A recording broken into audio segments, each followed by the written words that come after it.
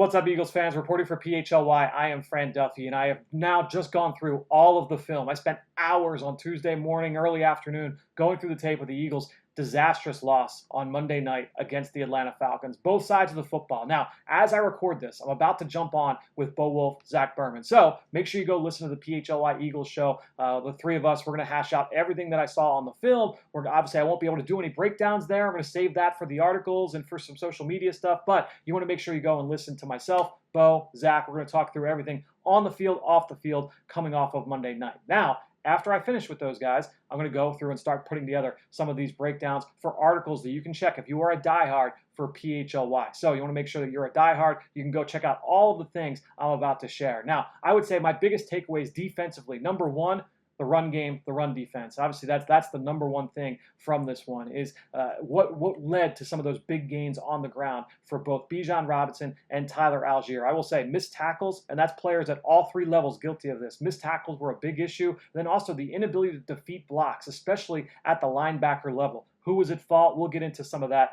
in this game, in that breakdown, so make sure you go check that out. And then also the final drive. What happened on that final sequence? How did Kirk Cousins and Drake London and Darnell Mooney, how did they drive 70 yards in the final minute to be able to go and take the lead in this game? We'll go into all of those from a play-by-play sequence there to see exactly what went into those big plays allowed defensively. And then, to me, looking at the game plan and Vic Fangio's plan of attack, I thought it was pretty sound structurally. I thought they did some really nice things on the back end, especially in some money down, some critical down and distance situations. That's what led to this defense being pretty good on third down and in the red zone, getting stops. I would give Atlanta a lot of credit on that final play, putting Drake London in a situation where he was one-on-one, because that was hard to come by in this game. So we'll get into that here in that breakdown. Again, become a diehard. You can go check that out. On the offensive side of the football, to me, I thought we saw what was the best identity of this Eagles offense. And that's not just this year. To me, this has been years in the making now. This is a downhill running attack. And when you look at Saquon Barkley and Jalen Hurts and the power that those guys bring and how decisive they are working downhill, and we saw a lot of iterations of that downhill rushing attack in this one,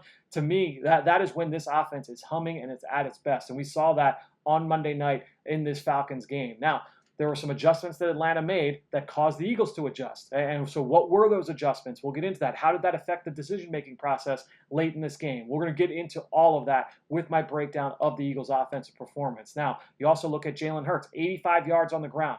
Impressive. He was able to come up with some huge plays with his legs. But how did he look as a passer without A.J. Brown? I thought overall it was a solid performance from Jalen Hurts. Going through my notes, it wasn't all positive. There were some good things, or there were some bad things as well. But I think overall, he had a good performance. He was decisive with the football when it mattered. And I think overall, there were some plays that he would like to have back, and we'll get into some of those. But overall, a solid performance for Jalen in this game. The interception at the end of the game, I'm not going to completely put on him. Obviously, that's a tough situation to try and come back from without A.J. Brown especially. And so we'll get into the breakdown of that play and all of his highs and lows from this one. And then I would say, too, the offensive line. Mekhi Becton looked outstanding in the run game. I thought the O-line as a group did really, really well against the blitz. Jalen Hurts' numbers against the blitz, again, very, very good. And so that's something it feels like this offense has really started to change. And then just getting into what happened late in the game for this one, for this unit as well. Red zone, third down. How did the team come up short? We'll look at some of the play calls and some of the execution errors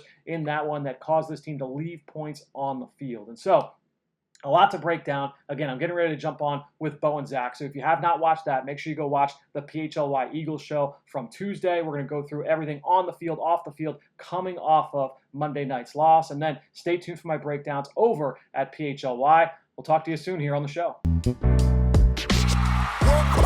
We all silly like the mayor.